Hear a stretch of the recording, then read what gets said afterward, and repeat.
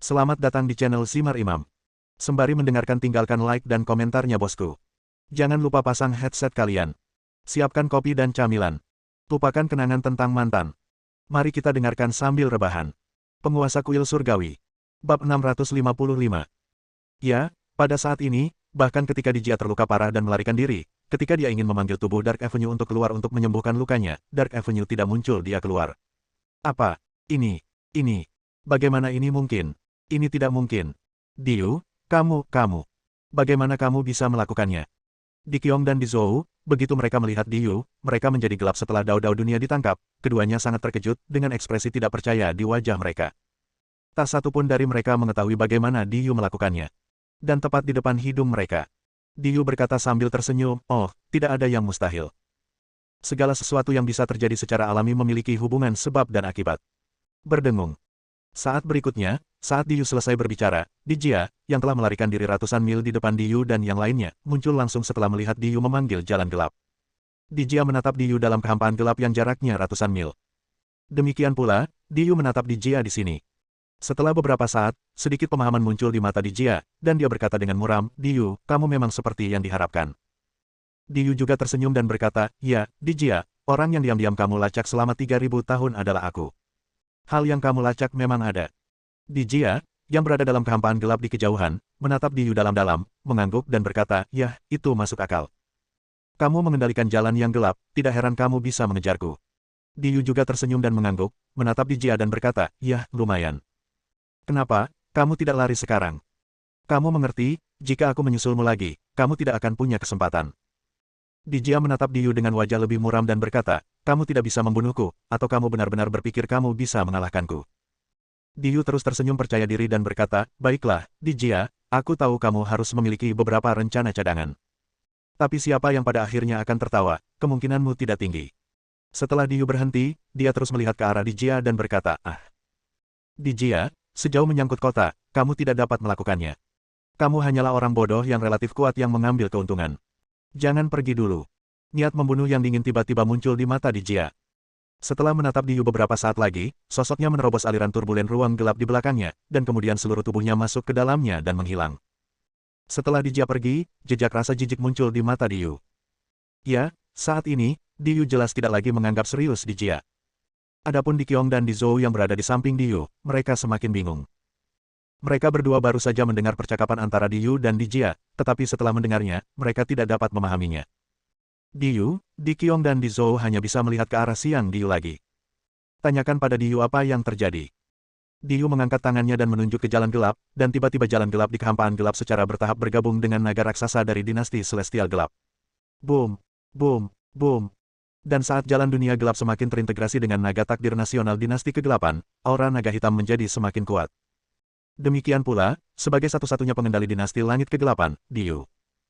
Pada saat ini, aura di tubuh Diu juga meningkat dengan cepat, naik menuju tingkat 4 bencana yang sebenarnya. Hanya saja terobosan ke tingkat 4 bencana yang sebenarnya tidaklah secepat itu, lagi pula, akan memakan waktu lama agar kekuatan takdir nasional dinasti langit kegelapan dan kekuatan Dao besar dunia gelap menjadi kuat.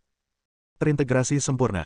Pada saat ini, jalan gelap dan naga hitam di kehampaan gelap di kejauhan berangsur-angsur menghilang ke dalam kehampaan, bergerak menuju markas besar dinasti langit kegelapan, dan menghilang.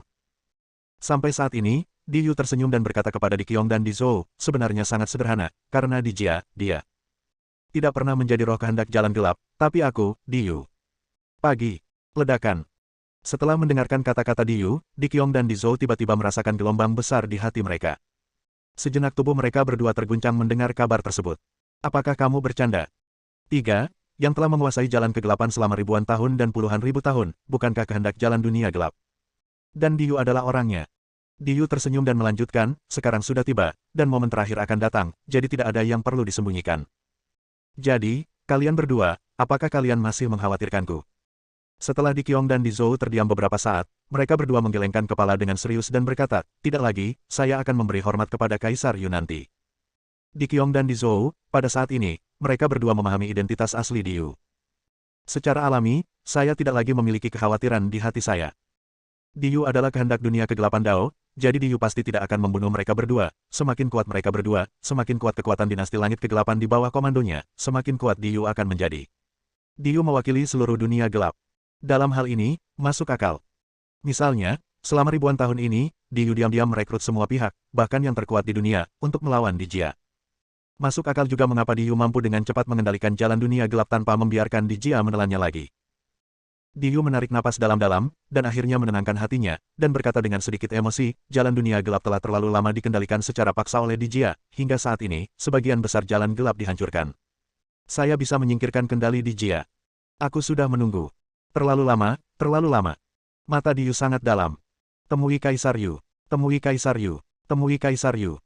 Pada saat ini, ratusan pembangkit tenaga listrik kegelapan teratas dari dunia gelap dan dinasti langit kegelapan semuanya berlutut di depan Diyu dan berlutut dari lubuk hati mereka yang paling dalam. Setelah asal mula dunia gelap dan takdir nasional dinasti kegelapan terintegrasi sepenuhnya, dinasti gelap mereka akan sepenuhnya lengkap dan menjadi dinasti sejati. Hanya perlu beberapa hari lagi. Setelah beberapa hari, Dark World Avenue akan sepenuhnya terintegrasi dengan Dark Celestial Dynasty. Pada saat itu, Diyunya, sebagai kaisar sejati dari dinasti surgawi, tidak lagi takut pada siapapun. Masih ada beberapa hari, paling lama beberapa hari, itu sudah cukup. Diyu menghela nafas lega, dan kepercayaan dirinya berlipat ganda. Lalu matanya melihat ke arah dunia saat ini. Kali ini, jika bukan karena pecahnya dunia secara tiba-tiba, Kaisar Yu mungkin akan terdiam lebih lama, dan diam-diam menggabungkan Dark Avenue dan Dark Celestial Dynasty dalam kegelapan. Hanya saja perubahan dunia yang tiba-tiba saat ini memaksa Diyu melakukan beberapa perubahan. Tapi secara keseluruhan bagus. Semuanya sesuai rencana Diyunya. Setelah beberapa saat, setelah kerumitan di hati mereka mereda, Di Qiong dan Di Zhou membuka mulut untuk menanyakan sesuatu lagi kepada Diyu. Puan. Begitu Di Qiong dan Di Zhou berbicara, mereka ditolak lagi oleh Diyu. Diyu memandang mereka berdua sambil tersenyum dan berkata, kembalilah ke markas Tian Chao dulu. Saya tahu Anda masih memiliki keraguan di hati Anda, tapi jangan khawatir sekarang. Dalam beberapa hari, di dunia ini, sisi gelap dan sisi hidup, di Jia, Yuan, Del. Kalian semua akan tahu rahasianya. Ayo kembali ke markas sekarang. Persiapkan pasukan untuk berperang. Tidak mudah berperang di dunia ini. Setelah Diyu selesai berbicara, dia membuka portal di kehampaan gelap di depannya. Sekarang dia tidak lagi bersembunyi, dia secara alami memiliki kemampuan untuk bergerak secara instan. Hanya di dunia gelap tentunya. Adapun Di Qiong, Di Zhou, dan orang-orang kuat teratas dari dinasti langit kegelapan, melihat Diyu tidak mengatakan apa-apa lagi, mereka tidak bertanya lagi. Segera semua orang, lebih dari 100 ahli terbaik dari dinasti langit kegelapan, mengikuti Diyu, melangkah ke lorong, dan kembali ke markas dinasti langit kegelapan dalam sekejap. Mengikuti Diyu dan pusat kekuatan gelap lainnya, mereka kembali ke markas dinasti langit kegelapan. Tekanan dan aura dari dinasti langit kegelapan segera meningkat dengan cepat. Di dunia gelap, saat takdir nasional dinasti langit gelap terus menyatu dengan jalan gelap, semakin mudah bagi pembangkit tenaga listrik gelap di dinasti langit gelap untuk menerobos budidaya mereka. Setelah kembalinya Diyu dan yang lainnya, sejumlah besar prajurit kegelapan di tingkat Dewa Perang, Raja Surgawi, Kaisar, dan Kaisar lahir hampir setiap saat. Jumlah prajurit kegelapan tingkat Tao, Raja Manusia, tingkat pertama, kedua, dan ketiga yang lebih kuat juga mulai meningkat. Tentu saja, hal yang sama juga terjadi di dunia gelap, semakin banyak mereka menerobos. Lebih dari 10 menit setelah Diyu kembali ke Istana Kekaisaran Kegelapan, Yuan, yang masih berada di markas penjaga aturan di dunia Departemen Perang, melihat melalui penghalang antara dua dunia dan melihat ke arah Diyu. Senyuman muncul di wajahnya. Diyu, haha. Memang kamu yang telah mampu menipu Dijia selama ribuan tahun. Kamu sangat sabar dan memiliki cara yang begitu pintar. Demikian pula, setelah Yuan merasakan keberadaan Diyu. Diyu yang berada di dunia gelap juga merasakan keberadaan Yuan untuk pertama kalinya. Jauh di dalam istana kekaisaran yang gelap, Diyu mengangkat kepalanya dan melirik ke arah dunia Departemen Perang. Matanya tertuju pada takdir nasional Tianxia, sedikit pemahaman muncul di matanya, dan dia mencibir dan berkata pada dirinya sendiri. Orang tua, kamu juga sebenarnya belum mati. Hehe. Bab 656. Di dunia gelap, Diyu dan yang lainnya kembali ke markas dinasti langit kegelapan dan terdiam, menunggu saat terakhir tiba. Di sana, di dunia yang sama, malam telah menyelimuti seluruh negeri Tianxia. Di paviliun di halaman belakang rumah Xia Jingtang, Xiao Tian sendirian, duduk di sana dengan tenang, minum teh. Sebagai salah satu orang terkuat di dunia, Xiao Tian secara alami dapat merasakan perubahan di dunia perang dan dunia gelap. Demikian pula, seiring dengan perkembangan situasi hingga saat ini, terutama dengan berdirinya dua dinasti surgawi, Xiao Tian setelah mempelajari lebih banyak rahasia tentang dunia. Sebenarnya yang paling kuinginkan di hatiku selalu sederhana, tapi kenapa begitu sulit? Kenapa kamu harus memintaku untuk mengambil tanggung jawab ini? Xiao Tian menghela nafas dalam hatinya. Dan melihat ke arah Gao Weiwei dan para pengikutnya di kejauhan, Xiao Xiao berada dalam keadaan linglung di dalam ruangan. Malam itu, meskipun Xiao Tian setelah kembali ke Tang Mansion, dia tidak mengganggu Gao Weiwei dan Xiao Xiao, dia hanya duduk diam di paviliun di halaman belakang. Seseorang diam-diam memikirkan sesuatu. Di dunia gelap, takdir nasional dinasti langit kegelapan semakin kuat. Xiao Tians dapat merasakan bahwa Diyu telah menggabungkan jalan gelap ke dalam takdir nasional dinasti langit kegelapan. Dapat dikatakan bahwa di dunia gelap saat ini, dinasti langit kegelapan telah selesai. Lengkap dan kuat. Dinasti gelap yang lengkap, ini adalah musuh besar, musuh yang belum pernah terjadi sebelumnya. Ada juga 3 yang misterius dan sakti. Di dunia departemen perang yang sama, nasib seluruh dunia juga semakin cepat menuju tanah Kyushu di Tianxia. Anak panah telah dipasang pada tali dan harus ditembakkan. Xiao Tians terdiam lama di halaman belakang Tang Mansion. Ribuan pikiran kadang-kadang muncul di hatinya, tetapi kadang-kadang dia benar-benar tenang. Kosongkan pikiran Anda, jangan pikirkan apapun, jangan pikirkan apapun. Tapi aku benar-benar tidak merasa nyaman, menyerahkan dunia ini padamu. Meski aku tahu kalau kau sudah lama bersabar dan memperhitungkan kemenangan akhir, tapi terlalu banyak kematian di negeri ini, orang yang tidak bersalah. Beberapa dari mereka memiliki ayah, beberapa memiliki ibu, dan beberapa adalah anak muda yang energik. Ada jejak kebencian jauh di mata Xiao Tians. Dalam hidupnya, ia jarang merencanakan apapun di belakang punggungnya, terutama plot yang menggunakan nyawa orang lain sebagai pion. Dia tidak menginginkan itu lebih jauh lagi. Jadi ketika Xiao Tians bertemu dengan seseorang yang bersembunyi di balik punggungnya dan berkomplot melawan semua makhluk hidup, dia secara naluriah akan merasakan rasa jijik di hatinya, dan secara naluriah dia tidak akan percaya pada janji orang-orang itu. Tetapi pada saat yang sama, hatinya sangat rumit. Jika dia memikul tanggung jawab ini, hal itu pasti akan menghabiskan sebagian besar energi dan waktunya, dan pada dasarnya dia tidak akan dapat menjalani kehidupan yang dia inginkan di dalam hatinya. Malam di Xiajing berangsur-angsur menjadi lebih gelap, tetapi sekarang, meskipun sudah jam 10 malam, masih ada ribuan lampu di area Xiajing, dan sangat sedikit orang yang memilih untuk tidur. Dengan kata lain, sangat sedikit orang yang masih bisa tidur nyenyak ketika pertempuran yang menentukan sudah dekat. Malam ini, ada terlalu banyak orang di wilayah Tianxia, baik berdiri di halaman atau di balkon, memandangi dunia dan bintang-bintang. Karena mereka tidak tahu apakah besok matahari akan terbit seperti biasanya dan apakah dunia akan terus berjalan seperti biasa. Wah, wah, wah. Di dunia departemen perang, di lautan di luar daratan Tianxia, pada saat ini, air laut yang tak berujung telah berubah menjadi hitam, dan udara hitam yang tak berujung naik di lautan. Sebagian besar dari miliaran makhluk di lautan telah punah, dan sisanya telah terkikis dan berasimilasi oleh energi gelap. Sesekali Anda akan melihat beberapa ikan dengan tulang terbuka namun tetap berenang. Seluruh lautan dipenuhi bau kematian. Burung laut yang terbang di angkasa pun jatuh dari langit ke laut berkeping-keping. Di 2 benua lain di dunia departemen perang, pegunungan tak berpenghuni dan hutan belantara juga diselimuti aura kegelapan. Sisa orang yang belum pindah ke Tianxia hanya bisa terjebak di beberapa kota besar yang terisolasi, dengan putus asa menunggu hasil akhir dari dunia ini. Waktu berlalu perlahan, 10 menit. Setengah jam. Sampai 2 jam kemudian. Larut malam pada pukul 2 dini hari juga merupakan saat langit malam paling dalam. Xiao Tians diam-diam meninggalkan Tang Mansion. Begitu dia mengambil langkah maju, dia muncul di langit di atas markas besar departemen perang. Di bagian terdalam langit, naga emas keberuntungan nasional Tianxia tergeletak di sana dengan tenang. Aura di tubuhnya juga berkembang sepanjang waktu, dan tubuhnya mengeras dengan cepat. Bas! Ketika hantu naga emas melihat kedatangan Xiao Tians, mata emasnya yang besar langsung terbuka, dengan sedikit kegembiraan di matanya. Ang! Naga keberuntungan nasional Tianxia membuka mulutnya dan berteriak pada Xiao Tians. Set! Xiao Tians tersenyum dan memberi isyarat diam pada naga itu. Naga raksasa itu mengangguk mengerti dan berhenti mengeluarkan suara apapun. Kemudian ia menggunakan kepala emasnya yang besar untuk menggosok tubuh Xiao Tians. Ia sangat bergantung pada Xiao Tians, karena Xiao Tians memberinya rasa aman yang besar. Xiao Tians tersenyum dan menyentuh sisik di kepala naga itu dan berkata, "Sore ini, aku mendengar kamu berteriak. Apakah kamu bertemu seseorang yang pernah kamu kenal?" Naga emas itu berkedip gembira pada Xiao Tians, artinya dia mengangguk. Xiao Tians juga tersenyum dan mengangguk, memandang naga emas itu dan berkata, "Yah, aku tahu orang itu ada. Aku juga tahu bahwa dia datang ke sini pada sore hari dan menyapamu." Ang! Naga keberuntungan nasional Tianxia, untuk beberapa alasan, merasakan sesuatu yang tak terlukiskan di dalam hatinya ketika mendengar Xiao Tians mengatakan ini. Seolah-olah dia takut Xiao Tians akan marah. Jadi saat berikutnya, ketika dia melihat Xiao Tians lagi, matanya penuh dengan permintaan maaf. Xiao Tians tersenyum dan menepuk kepala naga itu dan berkata, "Jangan lihat aku seperti itu, kamu adalah roh takdir nasional kita. Kamu juga memiliki kesadaranmu sendiri." Setelah Xiao Tians berhenti sejenak, dia bertanya kepada Guo Yun Jinlong, "Apa pendapatmu tentang orang itu? Jika dia memimpin Tianxia, menurutmu apakah dia bisa melakukan pekerjaannya dengan baik?" Ang! Ang! Ketika naga emas keberuntungan nasional mendengar kata-kata Xiao Tians, dia tiba-tiba menjadi tidak sabar. Tiba-tiba rasanya Xiao Tians akan meninggalkannya. Xiao Tians juga terkejut saat merasakan reaksi ganas naga itu. Lalu dia dengan cepat mengulurkan tangan untuk menghiburnya. Naga tidak dapat berbicara, dan kecerdasannya sebenarnya sangat rendah. Dengan pikiran yang sangat rendah, ia hanya dapat mengungkapkan sebagian emosi batinnya secara naluriah. Hei, Tetua Agung, Ibu, mereka seperti ini, dan sekarang kamu juga seperti ini. Mengapa kamu harus menaruh harapanmu padaku? Sebenarnya yang tidak kamu ketahui adalah aku sama sekali tidak menginginkannya.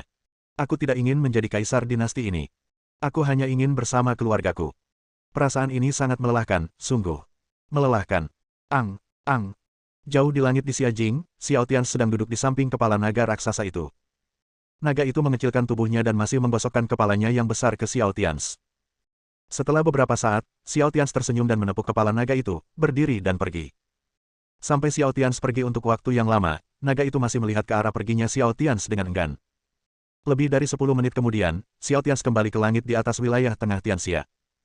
Mendekati lokasi Sekte Liang, Xiao Tian tidak mendatangi Yang Xia. Dia berada dalam posisi itu, naik ke langit, terbang semakin tinggi, terbang dan terbang.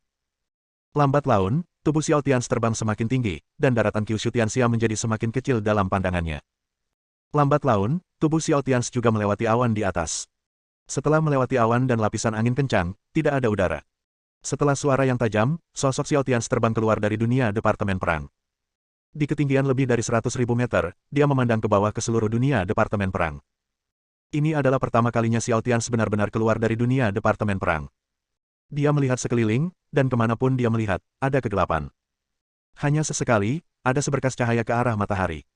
Setelah Xiao Tian terbang lebih tinggi untuk beberapa saat, dia menemukan bahwa atmosfer gelap di sekitarnya menjadi lebih kuat, dan masih ada energi gelap di area ini. Menutupi cahaya bintang, juga menutupi sinar matahari. Benar saja, di luar dunia Departemen Perang, masih ada lapisan kegelapan yang menyelimutinya, menyembunyikan dan menutupi dunia ini. Xiao Tian mengamati lingkungan sekitar dan sekali lagi memverifikasi pikirannya. Aku tidak ingin menjelajahi rahasia pamungkas dunia ini, tapi kuharap, maaf, aku tidak mempercayaimu. Xiao Tian bergumam dalam hatinya, melambaikan tangannya, dan bayangan Tuan Jalan tiba-tiba muncul. Saat berikutnya, pandangan Xiao Tian, di bawah restu Tuan Dao, dengan cepat membentang, dan segera menutupi seluruh dunia Departemen Perang. Pada saat yang sama, mata Xiao Tian meledak dengan sinar keemasan, dan kedua bola matanya berubah menjadi emas. Lambat laun, pandangan Xiao Tian, setelah meliputi dunia Departemen Perang, mulai menembus area gelap di luar dunia Departemen Perang. Kemudian ia membentang tanpa batas dan meluas tanpa batas. Dan perlahan, dalam garis pandang Xiao Tian, sebuah bentuk seperti hati muncul. Dunia Departemen Perang dan pinggiran dunia Departemen Perang beberapa kali lipat luas bidang bintang dunia Departemen Perang, membentuk hati yang besar. Lanjutkan. Setelah Xiao Tian melihat bentuk hati, jangkauan penglihatannya hampir mencapai batas, dan darah emas mulai menetes dari matanya. Tapi karena Xiao Tian telah memutuskan untuk melihat wajah sebenarnya dari dunia ini, dia tidak akan pernah menyerah. Boom! Energi Tuan Dao terbakar, dan jangkauan yang bisa dilihat Xiao Tian tiba-tiba meluas, dan kemudian meluas. Pada saat ini, Xiao Tian, di kedalaman langit berbintang dunia Departemen Perang, menundukkan kepalanya dan menatap dunia Departemen Perang yang diselimuti kegelapan, seolah berdiri di tepi jurang, menatap ke bawah.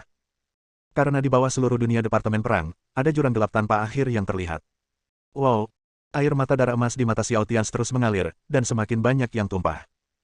Demikian pula, area yang dicakup oleh pandangan Xiao Tian juga dengan cepat meningkat dan menyebar. Tidak sampai 5 menit kemudian pikiran Xiao Tian terkejut, penglihatannya tiba-tiba hancur, dan kedua mata emasnya tiba-tiba tertutup. Huff!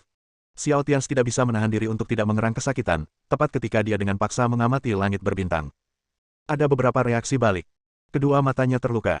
Namun saat ini, Xiao Tian sama sekali tidak memperhatikan trauma di matanya. Seluruh tubuhnya berada di langit berbintang, bergetar hebat. Ada gelombang besar dalam pikirannya. Karena pada saat penglihatannya kabur, dia melihat sesuatu yang tidak dapat dijelaskan dengan kata-kata.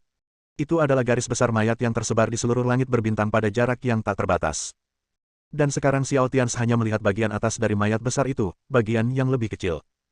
Mayat besar itu mulai hancur selama bertahun-tahun yang tak ada habisnya ini. Daging dan darahnya telah menghilang di banyak tempat dan berubah menjadi pecahan bintang. Lokasi dunia Departemen Perang adalah jantung dari mayat raksasa ini. Mayatnya dikuburkan di langit berbintang, daging dan darahnya berubah menjadi bintang. Sungguh kejutan yang tak terlukiskan. Inilah kebenaran tentang dunia Departemen Perang. Bersambung.